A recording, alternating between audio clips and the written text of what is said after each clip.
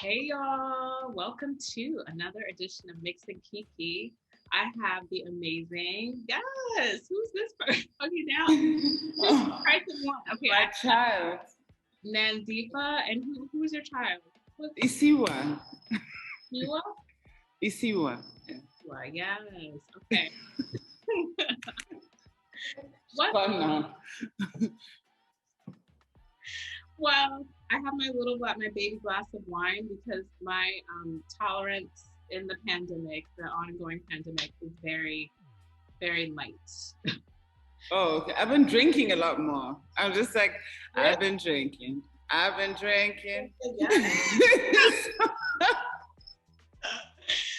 That like you can go either way. Like I think like in the beginning I was drinking more and then I stopped. And then once I stopped, I realized I became like this very, very cheap date where like I like two sips and immediately just feel it. It's probably healthier for you to be the cheap date. we all have our moments. So yeah. Well, cheers to you. Thank you. Cheers to you with my big glass. What are you drinking? Is that wine? Wine, yeah, with lots of ice. With lots of ice. Okay. So y'all, Nandipha and we met because we were on this panel together. And the panel was about, I mean, how I saw it, it was about the art world through the lens of like the Black Diaspora, mainly, which is always really interesting to talk about. And I just loved everything that you were saying because a lot of times in those conversations, it's really like it's heavy, and the questions are like big, and it's just like okay, you can only speak for yourself, right? So I dug what you were saying because it spoke to that. It's just like okay, like I don't, I'm just who I am. Well, I mean, the interesting thing for me is within those conversations, the questions are big, but in a funny way, some of them are kind of ongoing questions. Yeah. So it seems as though we haven't really found an answer to particular things like, okay, what is African art? Do we need to have the label? How do you describe what Black women or Black men or Black diaspora art or artists should be making, materials? So, I mean, in a way, they're useful conversations, but I think what I find disturbing is that basically 15 years down the line, since I was a student, since I graduated, throughout my student time, graduation, working as an artist as well, we continue to have the same conversation. So I don't really know if we're, on one hand, there's like a 2 steps forward, but also 2 steps back. So, yeah. It's very that. And then, and you just feel like you're just like talking in circles after a while. You just keep doing the work, your beautiful, beautiful, magical work.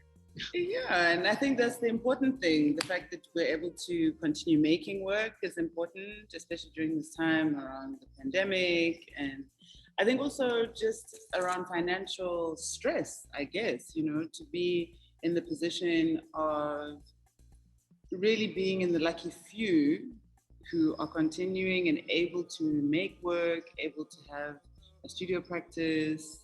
I think a lot of people, besides artists, obviously, have suffered during this time.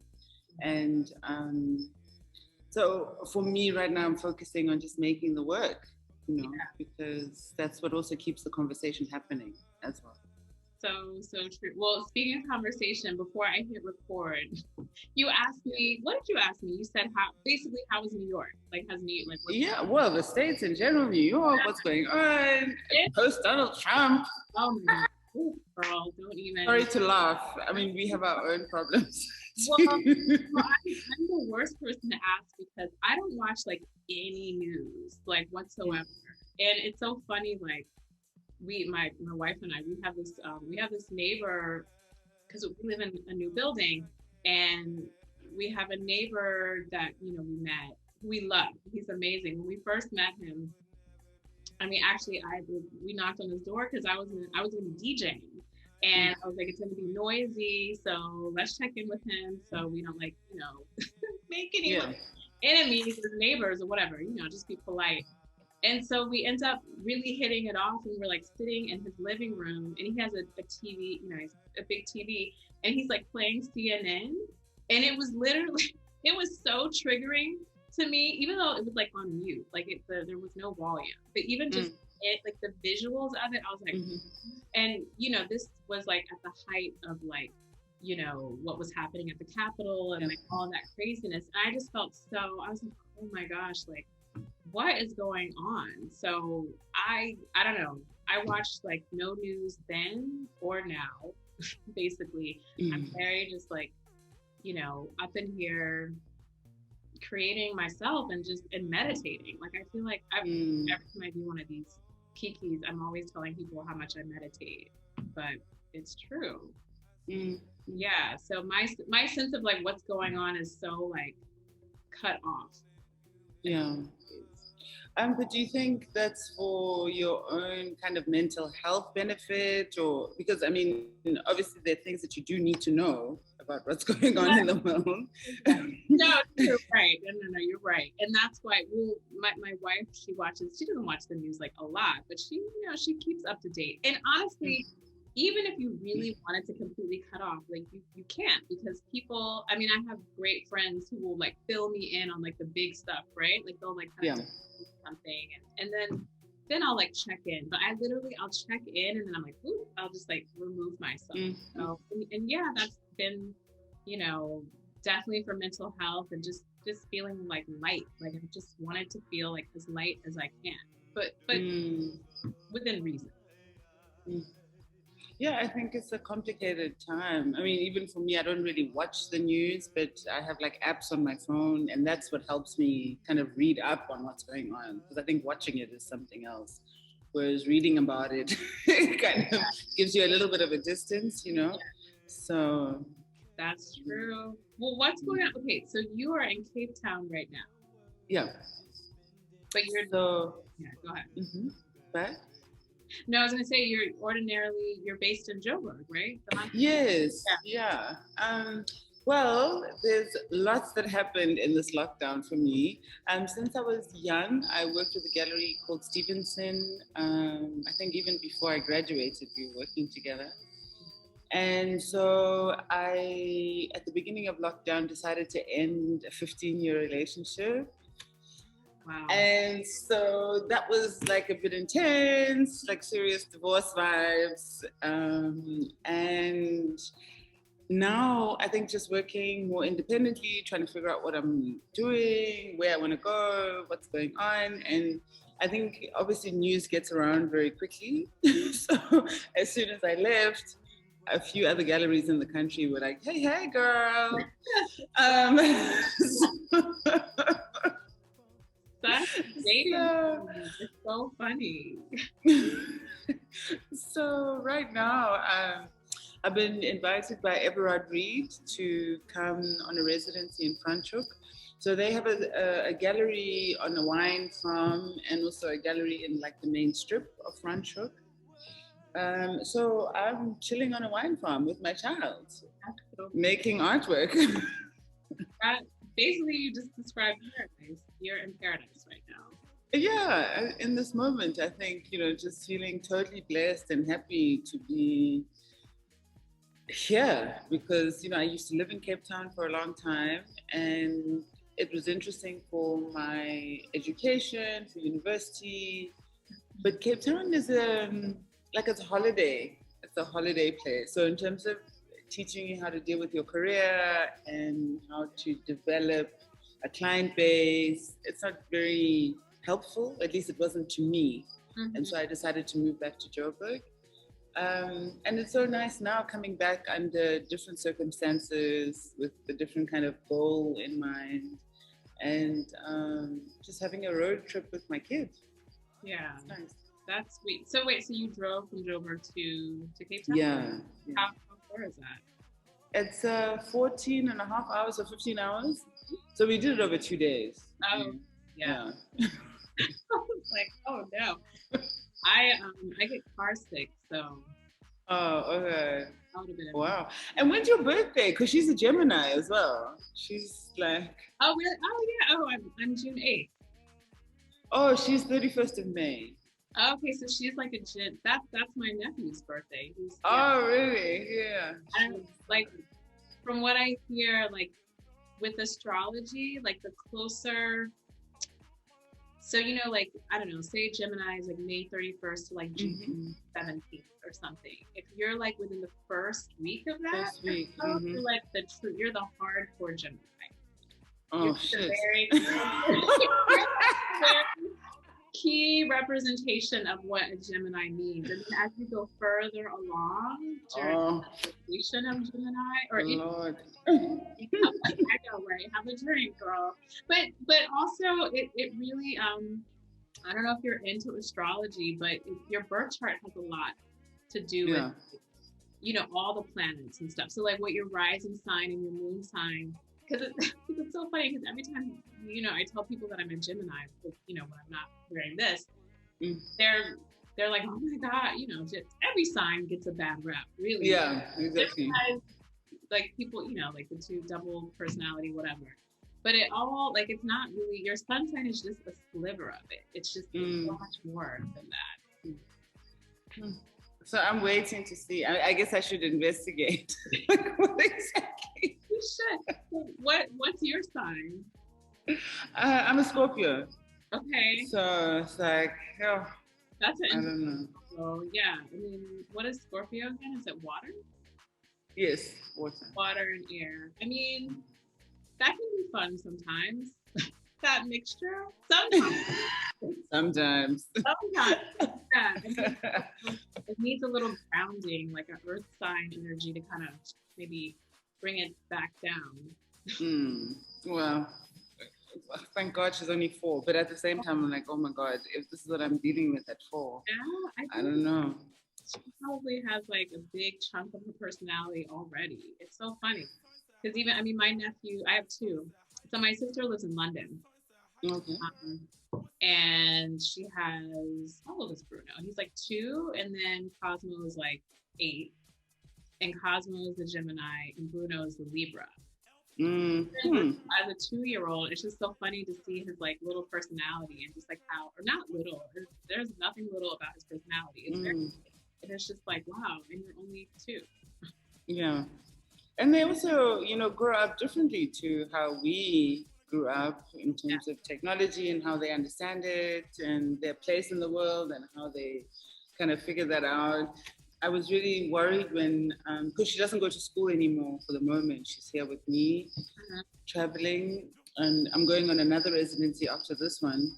And initially I kind of got scared around the fact that like, okay, she's not going to school, she's not interacting with kids her age, and she's around me all the time, And it's so interesting how they just very quickly adapt to speaking with adults and how that happens. And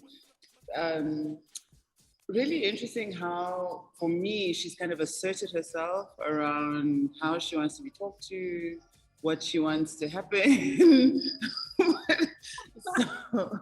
That's very Gemini, I'm gonna say. That's definitely but it's cool. But I also feel like these little ones, they come into the world almost like old souls. Like they're very, like, I don't know, it's very interesting.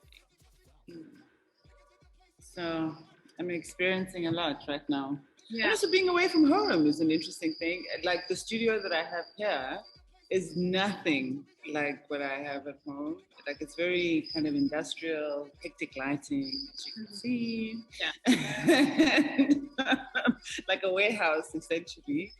And it's been interesting kind of having to motivate myself around making work and the kind of work that I'm making, the things that are easily transportable in my car, so an interesting change to being at home. Totally. Do you ever feel like at a residency, do you ever feel welcome to just like not make any work and just like exhale? The funny thing is that this is what I'm supposed to be doing here. They were just like, look, there's no pressure. You can go, because it's literally, it's a wine estate, the most amazing, there's a hotel, there's a spa, there's like walking trails, like I'm in the middle of butter, you know. Oh my And God. so they were like, oh no, you know, you don't have to do anything. You can really just relax. You can go to the spa. They're like, oh, we can find you a childminder. Yeah. You know? And they've been so generous in that way, you know, because I think they do understand the fact that sometimes you do just need to like recharge and not do anything. But I think I'm just not a person who's able to do that. It's just not really in my nature. So there are things I need to learn or unlearn maybe around how I perhaps push myself, or the things that I think need to happen that don't necessarily need to happen. So it's been an interesting time for me to reflect on that as well, because I've not really had a time where I can, without guilt, just relax and not. And I don't know whether it's tied to the fact that my work is how I make money, or, you know what I mean? Like, I've been questioning so many things around why is it I can't just relax and just not do anything? Because right now there is no pressure. They're like, oh, do you want a bottle of wine? Do you want to go to the spa? Do you want to? And I'm like, oh, no, I'm working. You know? So I feel that's so common, you know. I feel like we all, like, there's like a gang of us that need to wear that on a t-shirt. What did you say? Why am I working? No, you said it better. You said, why am I not relaxing? Yeah, why am I not relaxing? Yeah, that could be like a whole t-shirt, because I think it's funny because I was having a conversation about this with my childhood friend, and we were just talking about, like, just reflecting on like school years. Like, she got her PhD in chemistry, which is like crazy. Wow. So, yeah. Like, first of all, chemistry, math, all of it to me never what I gravitated towards. So the thought of getting your PhD in chemistry just like blows my mind. And she's so, I mean, like us all, we're all so hard on ourselves, and we're just like grind, hustle. And I think there's probably like a certain, like you said, like you know, kind of how you're wired, like you sort of thrive off of that energy to a certain extent. But then I guess like the minute that you're kind of forced to like slow down even a little, it helps you, it puts things in perspective. I mean, at least that's how it was for me. Like, the pandemic put, in the quarantine especially, put things in perspective, like, oh wow, like just with all of us, like how many like we're going to, and you know, and for you, like as an artist, and like, you know, other friends of mine who are artists, like deep in the grind of like being in their studio, which I guess for some artists, you know, during this time, it's like even more studio time, right? It's like in some cases you're like maybe inspired to just go crazy. Like I was telling you, I did a Mix and Kiki with George Clinton, and George Clinton, you know, who's known as like, you know, this performer and musician. He made 200 paintings during the pandemic. I was like, wow, that's so wild. Like, you know, it could be either way. I mean, you could use it as a moment to just like literally just fall all the way back, or just turn all the way up. Yeah, it's been a bit weird. Well, not weird, but just interesting in that, you know, like I was saying to you, you know, I ended literally like a 15-year relationship with my previous gallerist. And what was interesting for me was that like this lockdown now has become a space of kind of reinventing and trying to figure out like what exactly it is I want to be doing. Because I really thought that, you know, I've been fortunate. I bought a house, I built a studio, you know, so I thought that within the space of the gallery that I was working with before, those things would create a kind of new platform from which to work. But it seems as though like that incubation period, or that time for me around not being so kind of prolific and hectic in terms of my making of work, but building a studio, and kind of having my creative energy channeled to something else, would be something that would help my relationship with them. But strangely, like it didn't at all. Like it just made things worse,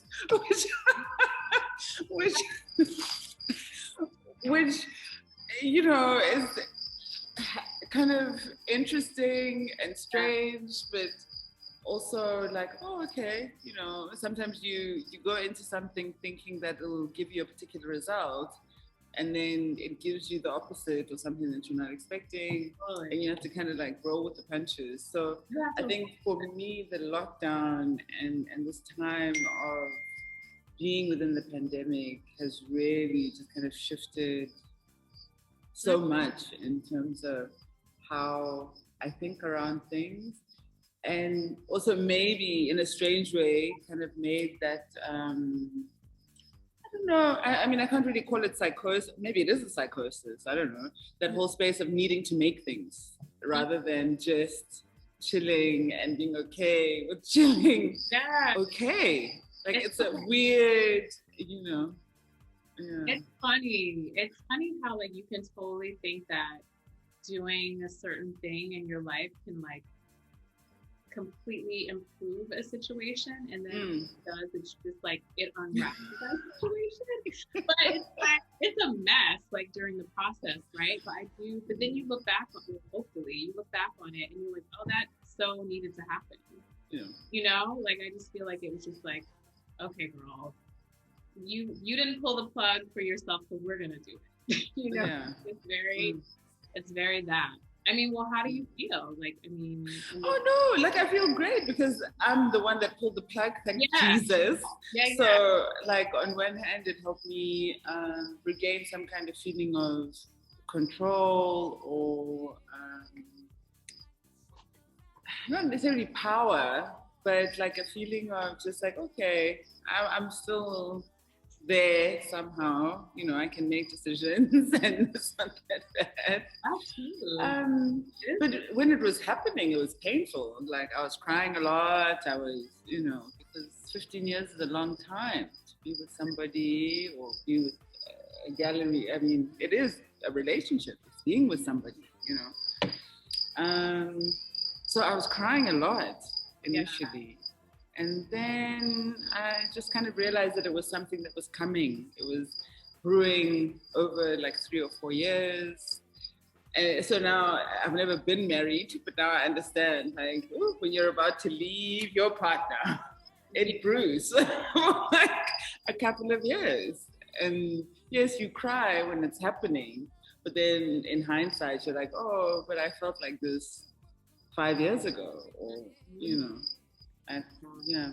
Well, it's amazing that you were able to pull yourself out of it, because a lot of people don't. I mean, in any relationship, whether that's being in a relationship with a gallery or just any relationship period, especially when you've been in that relationship for so long, I just feel like there can be this thought of like, wow, you know, I put so much time into this, you know, like it just seems, and then there's like that fear factor of like, what is kind of life outside of this relationship situation?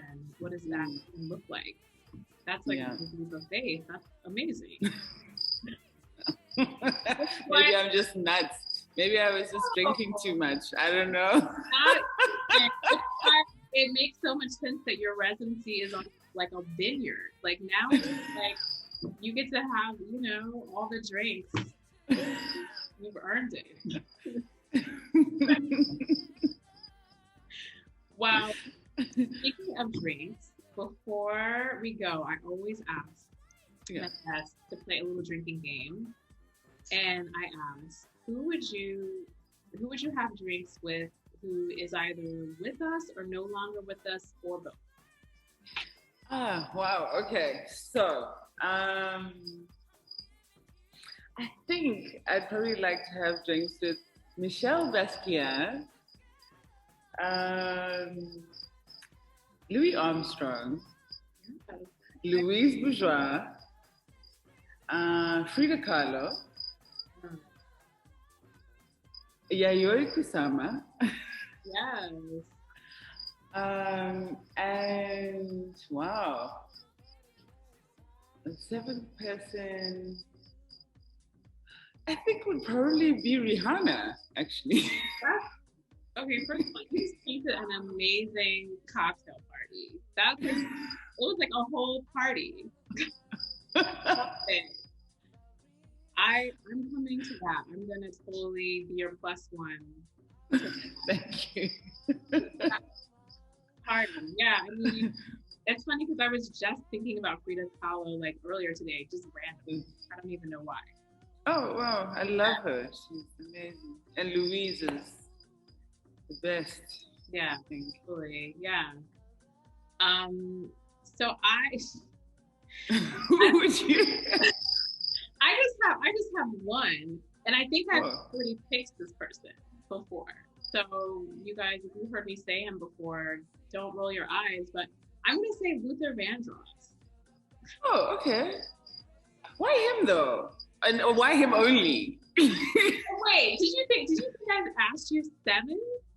Is that what? Oh no! I mean, I was just like, I have a table full of people that I'm having drinks with. Who would they be? It's just many or little as you want. I mean, I'm just taking the easy way out and just saying one. And Luther, and I feel like him because I don't know, I love Luther. I'll just like kind of slip in a little bit of Luther like towards back before the pandemic when I would like play out. I will always try to like slip in at least one Luther track. Yeah, he's great. He was. I mean, he still is amazing. Yeah. But I would want him to just like to sing the whole menu of cocktails. Like just sing it. Sing the ingredients. Seeing the environment, like what it looks like, just. Oh, okay. Oh. Also, I have a soft spot because it just reminds me of being like a little child, like listening to my, like my parents' music. Amazing! Wow, it's so funny because Barry White for us, so at least for me, is that guy. Really? Okay. Yeah, and Gladys Knight. Gladys Knight, yeah. I love it. Okay, well, we're gonna add them too. It'll be a big. Nandipha, thank you for taking the time. Thank you as well. Thanks. And I'm giving you another cheers. Taking another cheers to you. And until the next one, you guys.